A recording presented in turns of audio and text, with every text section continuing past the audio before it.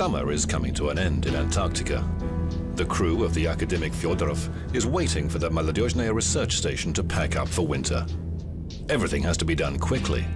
If the wind gets any stronger, the helicopter won't be able to take off, and there's no other way of getting people onto the ship from the station. They need to hurry. Winter begins tomorrow.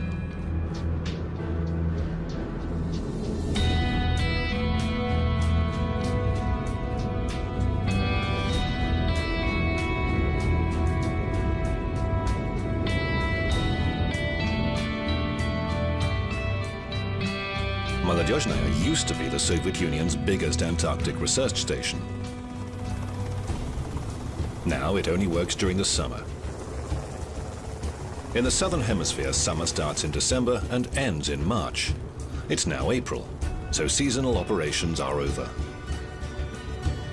Geological samples gathered during the summer are loaded into containers. All water is drained from the station and windows are boarded up and filled in with insulation foam.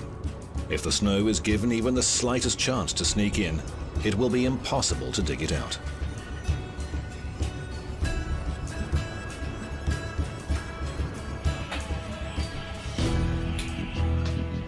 The diesel generator is the last to be shut down. No one can survive here without heat. The operation takes just a few hours to complete.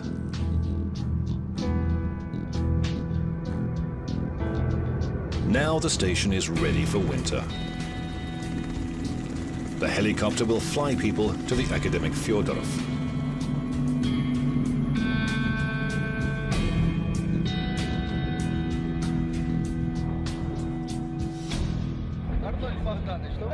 Arnold, they said they wouldn't take us. They will. They've got no choice. They told us you'd come. You're here and fortune smiles on us again. Everything's gonna be fine. I'll be 85 in April. Now I only travel to my dacha. My dacha. And to Antarctica. Actually, I've done 26 expeditions. I've spent 10 winters in Antarctica. I opened the Leningradskaya station, for example, and many others. And I restored the Vostok station as well. I have a recorder with me. They made me bring a voice recorder and they've told me to record. But no, I haven't started yet.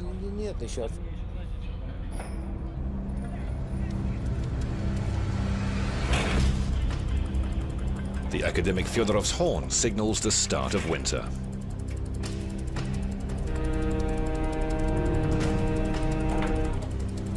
The ship's departure means that for the whole year, no one will be able to travel here, just as no one is able to leave. If you have any doubts about how you will cope in Antarctica, you'd better say so now.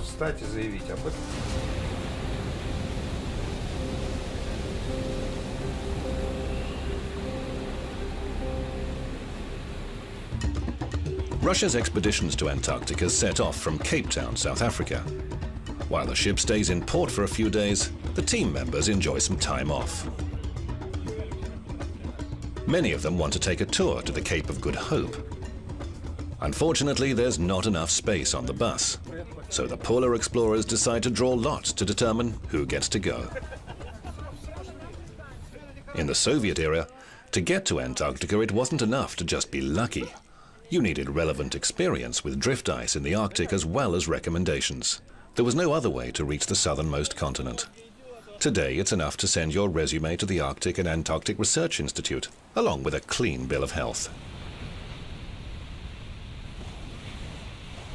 Many people believe that once they've been to Antarctica, so to speak, they turn into polar explorers. Basically, I don't share that view. I think a polar explorer is somebody who's worked in both Antarctica and the Arctic zones. Only if he's done that can you call him a real polar explorer. Alexei and Artyom met just 2 days ago. Both are newcomers and both are heading to Antarctica for the first time. They're going to spend the whole winter together at the Novolazarevskaya station. Oh, he's going to bite me! I was pretty scared 2 days before we were meant to leave. But when you realize it's actually happening, when the date is set and your dream is about to come true, it's tough. What's next? I don't know. We'll see. If I like it, I'll keep doing it. But if not, so be it. Tomorrow, Alexei and Artyom are going to Antarctica by plane. Theirs will be the final flight of the season. The landing strips can only operate for short periods each year. The weather is too unreliable, and the distance is too great. There simply wouldn't be enough fuel.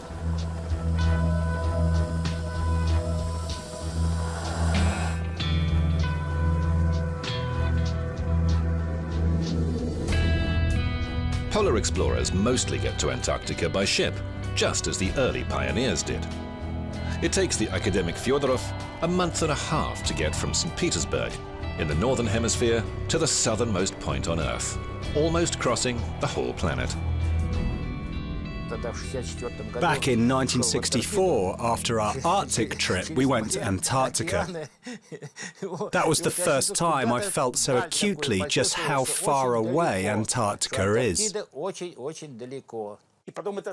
This trip is more fascinating and extensive.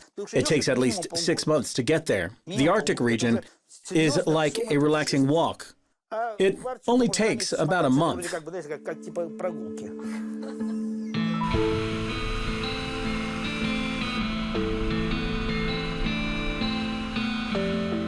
The ship spends 6 months at sea approaching the shores of Antarctica several times during the season.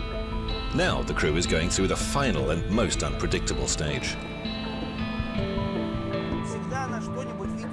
Antarctica always comes up with surprises. You have to keep your eyes open because there's always something going wrong. If it actually goes well for too long, I start to worry. There's no way Antarctica will let you go on like that without incident.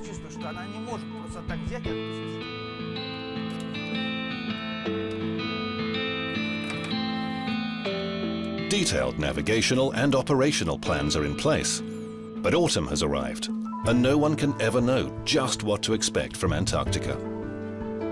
The academic Fyodorov is the only ship for hundreds of miles. Well, this is the radar. As you can see, there's nothing there. Can't see any other ships, just icebergs. Here you have to look out for yourself. No one to relay messages except us. Any other ships or rescue centers are miles away now.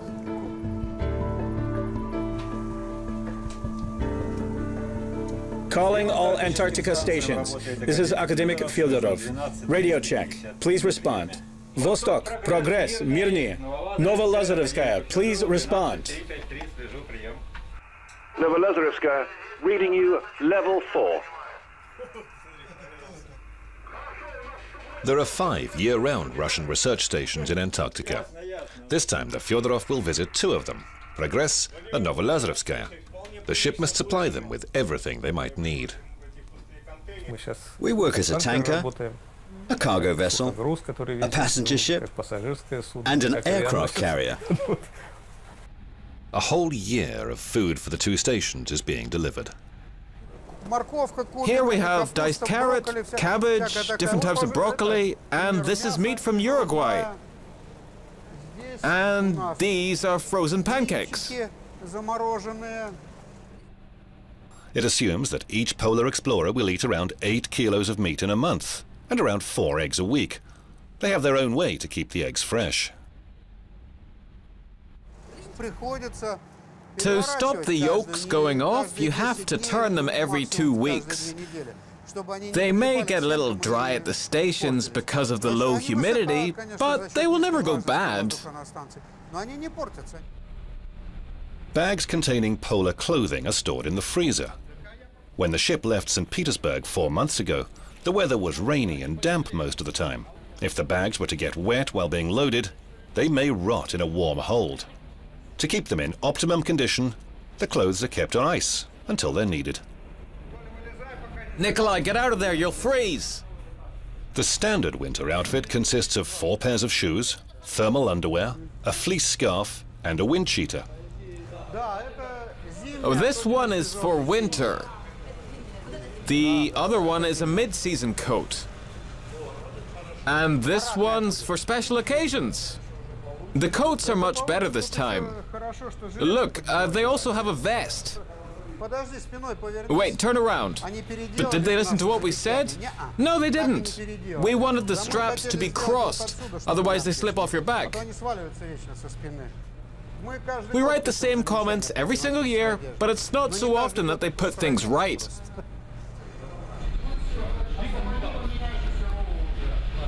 Is it okay? Does it look fine? Of course it's okay. It's for work, not your wedding.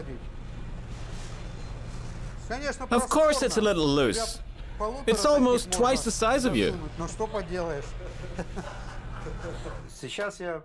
Right now, I spend less time at home than in Antarctica. Of course, my family is waiting for me back home, but I think they get fed up with me after a while. They are used to living without me. Viktor Vindorovich gave me 1 toilet roll. He said that that would be enough till I got home. I said, for a year? And he answered, when I say home, I mean Antarctica. This will be Johnny and Mark's first winter in Antarctica. Johnny made the decision shortly before his 50th birthday. I used to be a bureaucrat. Seriously. But at some point I just started feeling that Antarctica was the only thing that was true and real. And it's worth testing yourself here.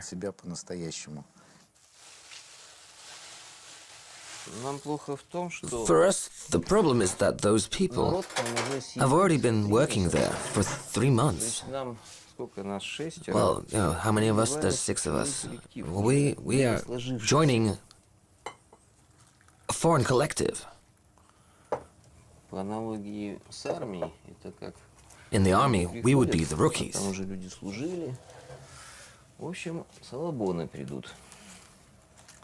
It's, of course, not very comfortable.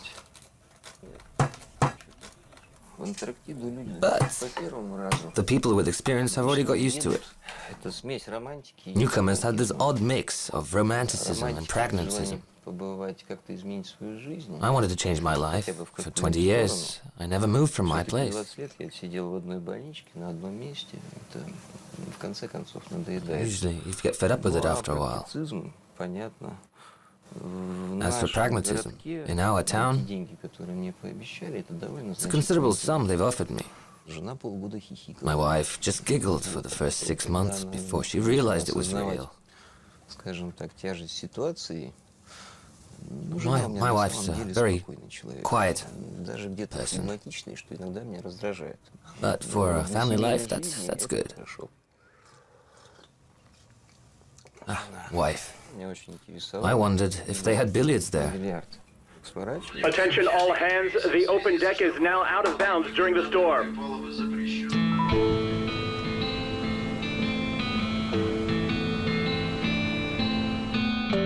On the bridge are the captain, the navigation officer, and 2 helmsmen. A crew change is underway.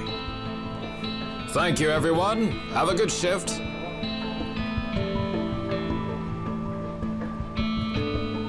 The crew watch is reinforced. You have to be twice as vigilant the closer you get to Antarctica.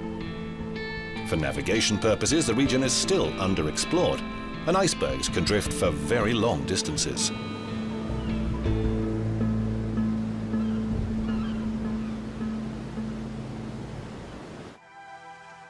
These pictures are from 1987. They chronicle the maiden voyage of the academic Fyodorov, the first diesel-electric ice ship to sail to Antarctica. Our first trip was good. A really good one. I remember we were in the captain's room, all 3 of us having tea. Yes, I remember that clearly. We were having tea, the table was there, I felt a huge bang, and the cup fell off the table, and the tea spilled everywhere. It was a rock that wasn't shown on the chart. Everything was fine in the end, though, and the rock's position was mapped.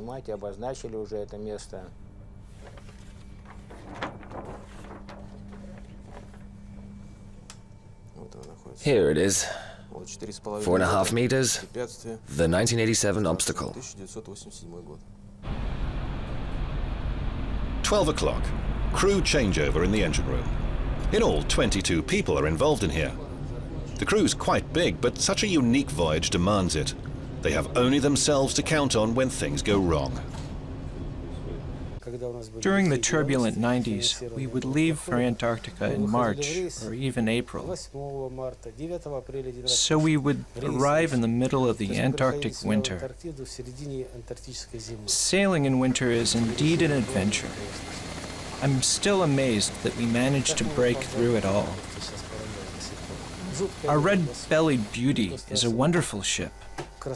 Together, we got through so many scrapes.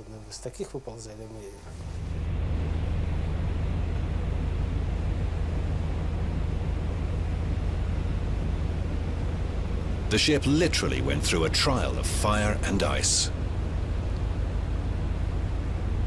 It was about 4 p.m. during the tea break. We had cabbage pies that day. I still remember that. And then it all happened. There was a fire in the engine room. Even now I feel uncomfortable when I hear the sound of a fire alarm.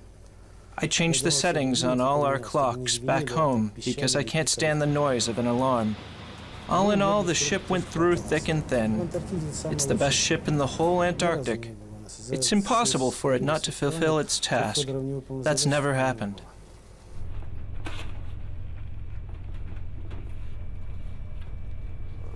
It's even written somewhere. The academic Fyodorov was the only ship in the world able to reach the North Pole alone, unaided by an icebreaker. The ship enters the ice zone overnight.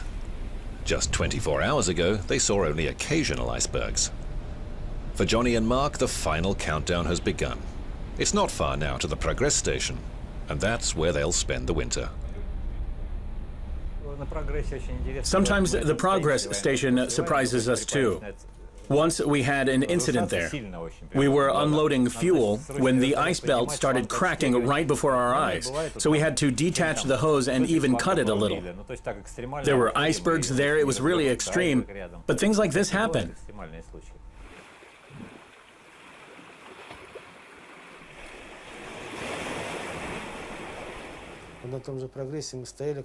One time we had to wait half an hour at Progress Station. The ice belt started cracking. There was a huge iceberg behind us. It flipped over and stopped. Then it went in the other direction. The ship closes in on the Progress Station. The critical factor now is the weather. All the food containers will be flown in, but will the ship have to pull back and wait for better flying weather? We can reach the shore now, no problem. The problem is, we can't use aviation. Visibility to port is decreasing and snow is inbound. That's how it is in Antarctica. Everything is up to the weather. Whether we can work or not depends on the weather.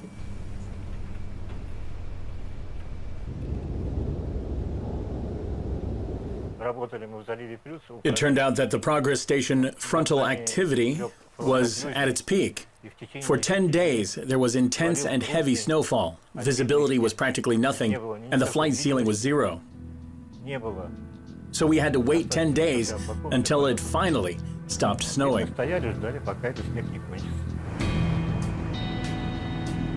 But this time it seems Antarctica is in a good mood and willing to demonstrate its more charming side.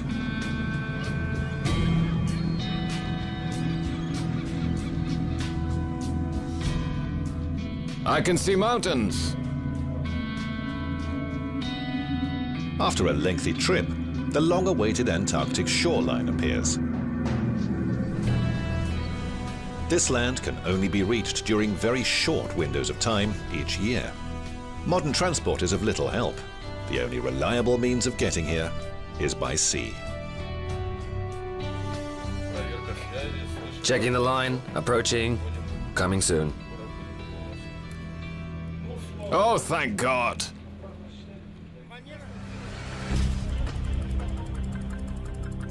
Arnold Budrecki was one of the pioneers of Russian Antarctica. There was nothing here except for ice and rock before the first generation of explorers, with plenty of experience in the North Pole, landed here on the southern continent. If you look at the map of Antarctica, you'll see Soviet stations all across the continent, although not all of them are operational now.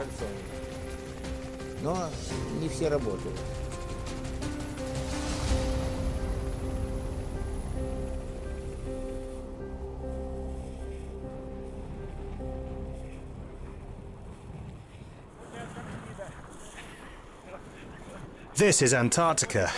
Kind of uncomfortable after the ship, right? As for me, I came to Antarctica after the Arctic.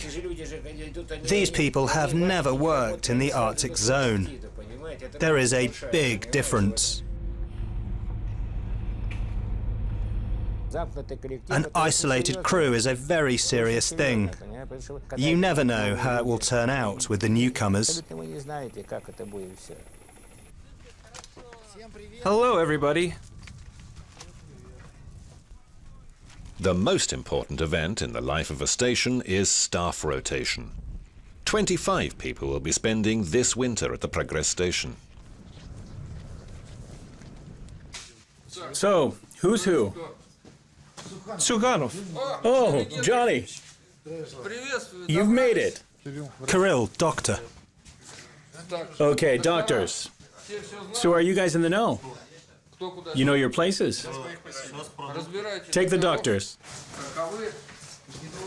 Here's the hydrologist. Please, hydrologist.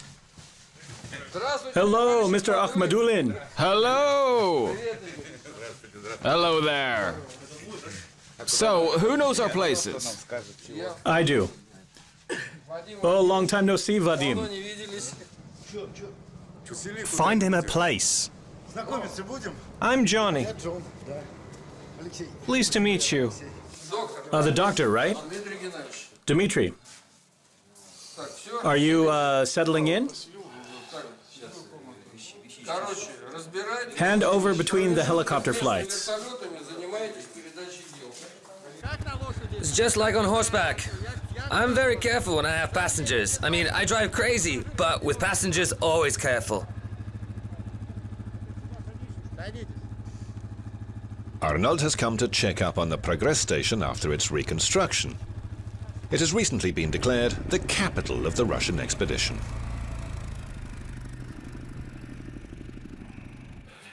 Oh, look who's here, Arnold. Hello. Are you going to spend the winter here? Forever young. Our first joint expedition was number 19. Yeah, I remember. This is good. We have to keep up the tradition of photographing each winter team. It's a great tradition. Is the common room this way? No, this way. Here. It's here. Goodness gracious.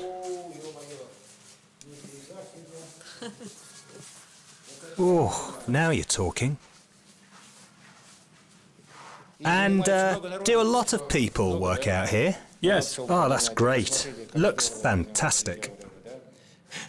Look, no other station can boast of such conditions.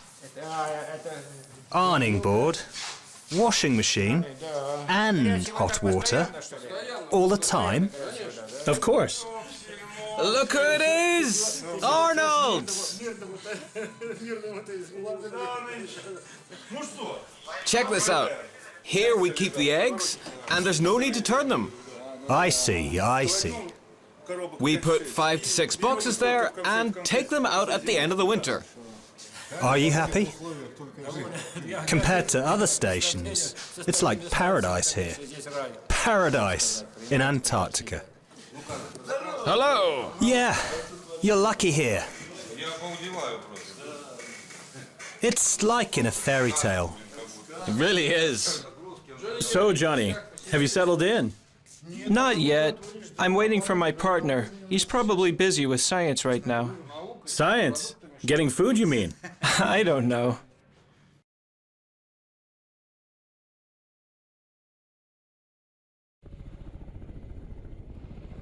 Today, the whole station is focused on the same job: unloading food containers brought in by helicopter from the academic Fyodorov. Old and new teams are working together. It's easy to see at first glance who's already spent a year here. The guys told me there was no point in shaving anymore. Usually, when you have to work, you shave. Here you're constantly working, and of course, there are no women, so why shave at all? Women do not stay for the winter at Russian stations. Married couples were brought here several times as an experiment, but it didn't work out. They sent an engineer here once. His wife was a cook. It was hard work. She had to carry heavy bags and lots of meat. Of course, she couldn't do it. So he had to drop what he was doing and help her. He couldn't do his job because of that, because he had to help her. To say nothing about the psychological aspect. There are 2 cooks here. The weather may change, but lunch can never be postponed. We've got solyanka soup here, goulash with buckwheat on the side, steak with onions and mushrooms, fried beef liver, and sausages. I always say, guys, why do you love sausages so much? Look what we've got. Steak à la française, liver, all these cutlets. What is it with sausages? So now what they do is they put all the good stuff on one plate and then come back with another plate and take 2 more sausages. It doesn't matter. After consulting with the cook, the station head has bought food for the whole station. Instead of buying lemons, it's better to buy limes. They've learned that they stay fresh longer. When vegetables start to go off, the cook will cut and peel them, fry them in margarine and keep them in the freezer. Cottage cheese can be frozen too, but not sour cream. Its structure changes, which spoils the taste. Experience has taught them different ways to keep foods fresh for a year. Space needs to be left between bags to keep onions fresh, but it's impossible to say how long a cabbage might last. One time I peeled everything away to the heart. Then I wrapped each one in paper, like they did in the old days. But that didn't help. It kept going off. That's why it stays in the string bags now. If it starts to go, we just peel it and eat it quickly.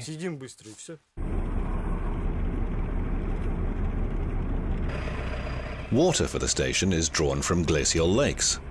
At the Progress station, they can automatically get water from a nearby lake. But the polar explorers don't like it. They're used to going to the remote lakes. Water there seems to taste better, but it's an illusion. All water here is the same after distillation. And because of the lack of minerals, polar explorers constantly suffer from dental problems. Alexei, I'm scared. The last one on the right. Do you want me to pull it out? It's better to fill it. Multivitamins sit on the table and the guys forget to take them. It's difficult to treat them and diagnose it in time. They hold out until the last moment when they can't stand it anymore. I was afraid because they pull my teeth out all the time here. I've lost 4 in this room alone. It's my sacrifice to Antarctica. We don't have holidays. And no weekends. We work 24 hours a day. There's one meteorologist, one atmospherologist, a seismologist, and a geophysicist. We still have plenty of work to do. No one will do it for you. I mean, I like snowstorms. I mean, I can't live without them. And when they start, I just start to walk, walk, and walk. This polar explorer never gets the full 8 hours of sleep, because he has to submit weather data every 6 hours. And he has to go to the weather station every day, no matter what the conditions. The Antarctic has a sort of utilitarian value. Let's take the weather data as an example. If you cover Antarctica with your palm, there will be no information from there anymore. All the models that we are used to will fail. Yeah, they just wouldn't work.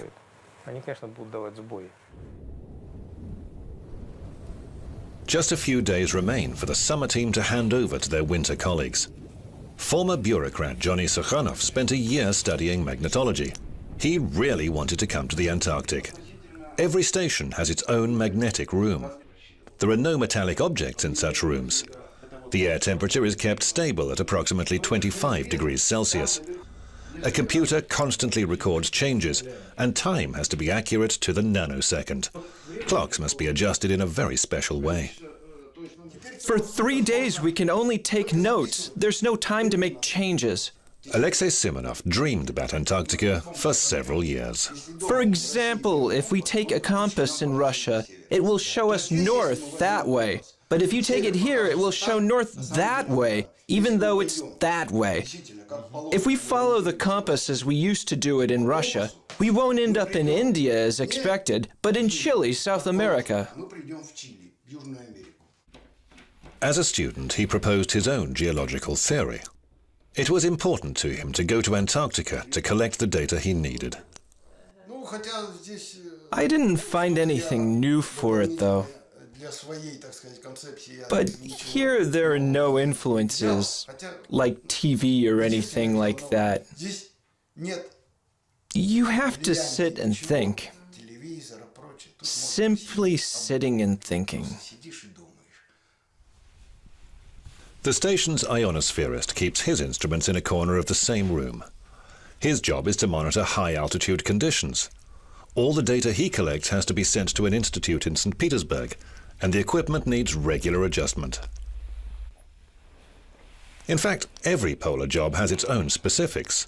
Such details are handed down to each new generation of polar explorer. These balloons can rise to 42 kilometers. They all carry sensors that relay information to a console at the station. Our work is very important. We make aeronautical charts for aircraft, like how high helicopters can fly, for instance. Similar balloons are released simultaneously all over the world, at midnight GMT. Russian polar explorers have long invented new ways to make the process more efficient, such as how to make them easier to release. It is so short, but we can still send up the balloon like this. There's about 50 meters of rope here. How to make it go higher. We soak the balloon in a mixture of kerosene and benzene. We came up with it. It makes it fly higher. It can fly up to 30 kilometers. Without it, it will only go as high as 22. Other countries don't care so much about how high their balloons go. And how to make it faster. They're inflated with hydrogen. There's a rope down there. It's our reference point. I can check the top point of the balloon by using that. There we go. Today, none of the scientists remember who actually came up with these ideas. It comes from Arctic experience. It was our own atmospheric scientists who invented them. We had a competition whose balloon would go higher. Spending the winter here, some would call it hibernation, but it is in fact hard work. Spending the winter here is difficult. Working in Antarctica is difficult. Maybe I'm used to this. This is my 6th winter here. It's been 9 years in Antarctica already. And why shouldn't I come here? Why, at the age of 59, should I not come here? I like the salary. I like the work conditions. We've ordered food, everything we want. Salted nuts, lobster, shrimp, ice cream, 4 different varieties of apples, pears. Why shouldn't I be here? At home, you wouldn't get a job like this for such a salary. At all. I like it here. I feel at ease here. Free from household problems. Once you wake up, you're at work. No need to cook. Around 30 people spend winter at the station, but only 5 or so are busy with science. Generally, most of the scientific work in winter boils down to monitoring investigations and observing various processes.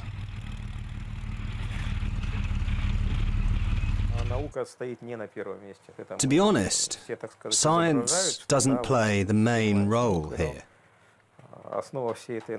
The main idea of our Antarctic activity is geopolitics.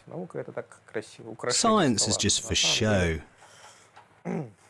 Our main task is that we have to stake a claim in case of world repartition. Station to Lake. Lake Station. Okay, I'm here. I'm going to skate now. Congratulations. Good luck. Thanks.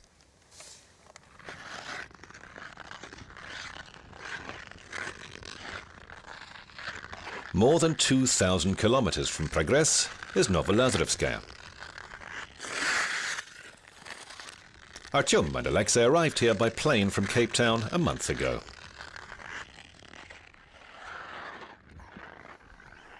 I even started to study English and set up a computer here. Alexei helped me. He installed a ton of different programs. Everything I've planned, I've done. As for the atmosphere, people and living conditions, everything is better than I thought. All the kinks are worked out. I was really impressed by that. The doors swing inward. All of them do. It means the wind won't wrench it out of your hand and fling it open. All the houses are placed in a row, with a little tilt from east to west. The wind here blows from east to west, that's why. All of the roads and main trails have rails and ropes, so you can hold on to them if it's windy. All stations are laid out in roughly the same way. They have cabins, a mess hall, and a galley. The first expeditions arrived here by ship. As a result, marine slang is often used. Once I called our rooms suites, and they burst out laughing. They said they were called cabins. Well, okay then. A cabin is a cabin. The things I've seen in the movies and the things we have here now are completely different. We sit here now talking about today's watermelon, which was not so tasty, and then we retire to our European-style rooms. That's an obvious difference. The lives of those who built it all up from the very beginning and conquered nature here were completely different.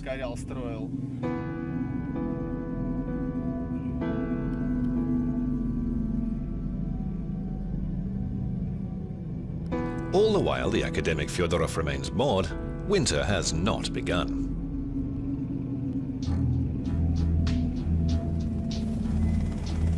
Seasonal workers are still at the station, and the members of the old team mix with the new.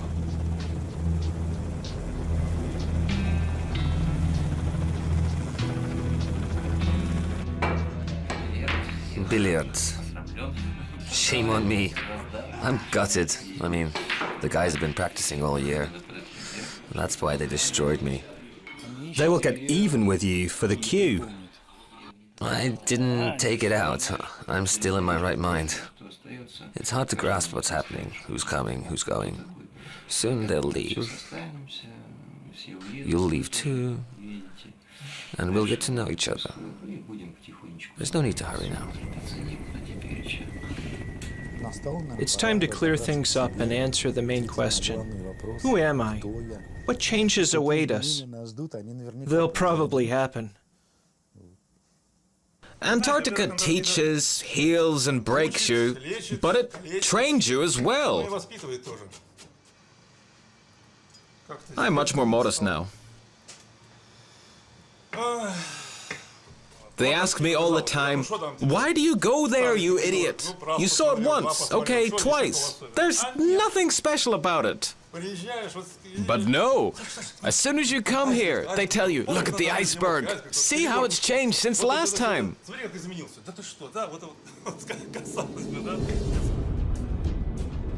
You might think there could be nothing more monumental and timeless than this landscape. But it is only transitory. This view has changed 3 times in 3 days.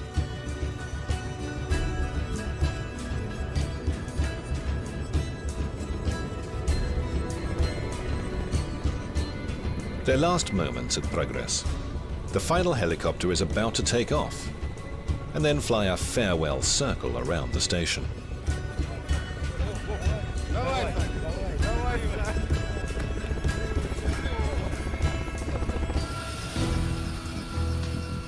Then the ship will sound its horn 3 times to signal the start of winter.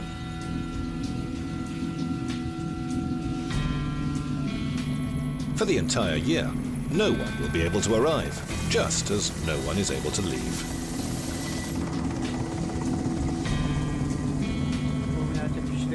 I still remember that feeling. The helicopter made its last farewell circle and was off. It was the beginning of winter, and only 32 people were left. I felt kind of sad.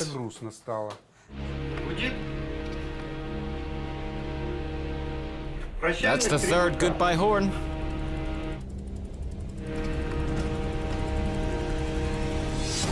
The academic Fyodorov moves on. The Novolazarevskaya station is the last port of call this season. It is 2,300 kilometers as the crow flies. These final efforts for the departing team are a chance to reflect upon everything that's happened during their tour of duty. That's snow sliding off the dome. This is us crossing the crevice. This is a storm warning, number 2. It means going out is forbidden. We lack a lot of things here. No women, no trees, no traffic lights, no traffic police, no one to argue with. At home, you don't even notice such things. I'm not sure about the others, but I feel lucky. Even if I never come here again, I'll have enough impressions for the rest of my life just because I was here. I mean, he starts in the middle of winter, never again. And then you come, and here he is, even before you. Partly because they get used to living in a bubble, where there are no problems. Maybe family rows fade from memory. They have problems of their own. My wife tells me, there's a leak, and I answer, why do you even tell me that? How can I help you from here? Ask your son-in-law, let him deal with it. They have problems of their own. Once we return home, we'll be buried in problems. We might even forget Antarctica. They will go back and dive into life at home. I'm telling you, they will be back. They will return. They will feel the difference between living here and living there. Something draws them back. They can't help it.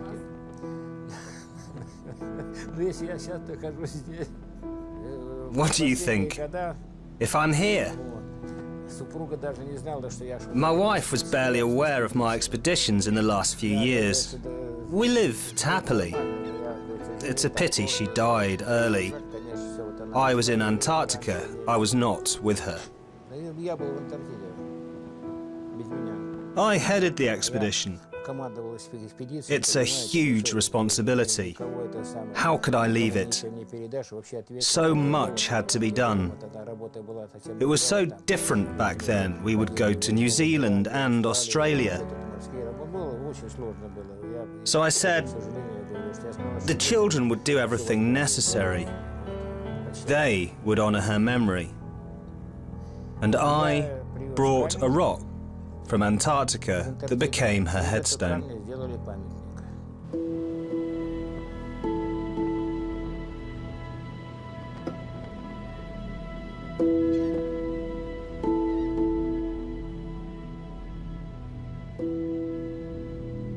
The Novolazarevskaya station's situation is going to be tough. That's what I think. Recently, it's taken a long time to get supplies there. We haven't been able to get to it for 2 years.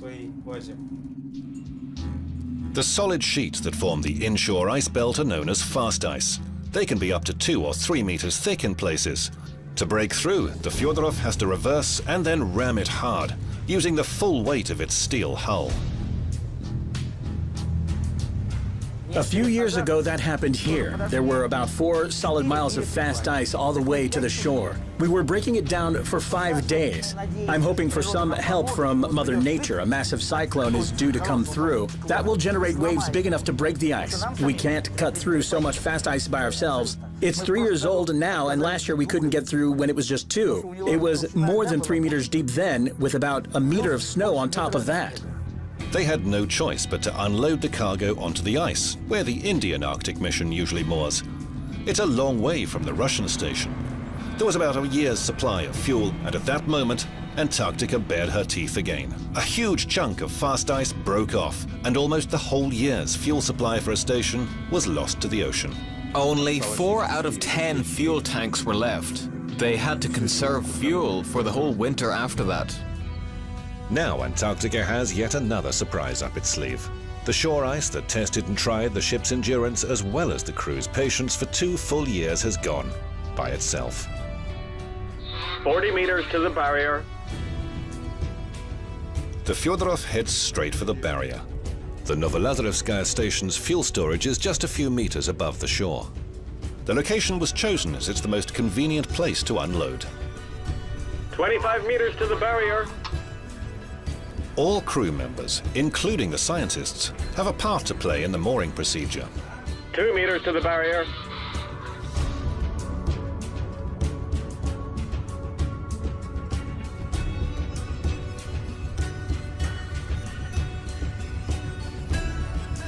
Keeping such a large ship stable on the glacier is no easy task. They must drill into the ice to a depth of around 1 meter. Using an ordinary ladle, loose ice is manually bailed out. An empty gas cylinder comes into play, as it offers the best fit.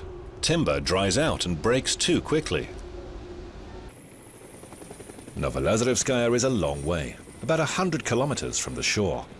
For the next few days, helicopters will transport containers to the station. The crew unloads fuel for the aircraft that will head into Antarctica this summer. They also drop off fuel for heating during the endless polar winter. These barrels will be picked up by the station's vehicles. During winter, they'll come here dozens of times, when there'll be no need to hurry. For now, though, everything has to be done quickly. In Antarctica, nothing can be put off until tomorrow. It's already late autumn, and the weather can change at any moment. So people work while they can, even for 24 hours a day. The Novolazarevskaya station calls all hands on deck as well. These last days before the beginning are always the busiest, especially for those spending their first winter here. You have to be sure everything is ready for winter, and in the breaks between unloading containers, technical details and specifications have to be discussed with your predecessor one last time.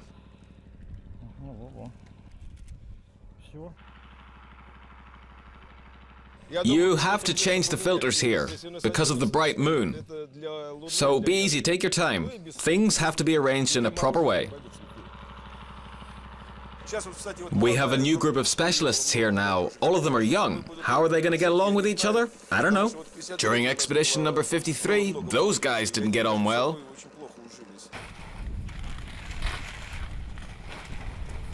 You're 20, right? Yeah, he's younger than me. I'm the youngest mechanic here. I'm the youngest one here. I'm 23. He's only 2 months older than me.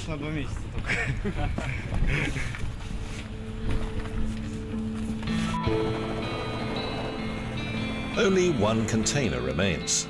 There's a brief pause as everyone waits for the last helicopter.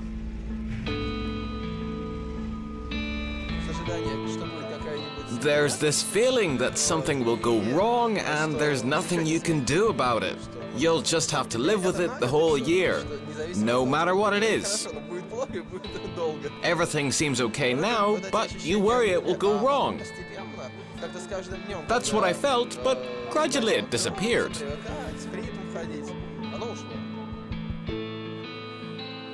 In my heart, I already feel good here. So the only thing is to get along with the new guys. And that will be that. It'll take a month to get acquainted with them and get used to them. Only then will I consider it the beginning of winter.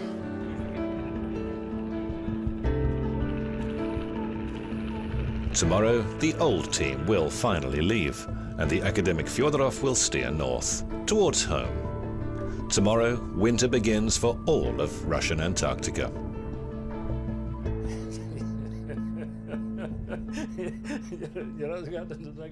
What an unsolved mystery for me. Oh, it's an interesting question. What is it that draws me here so much? What is it here that's so attractive? You understand? Finally, the academic Fyodorov heads north. The Antarctic winter has begun.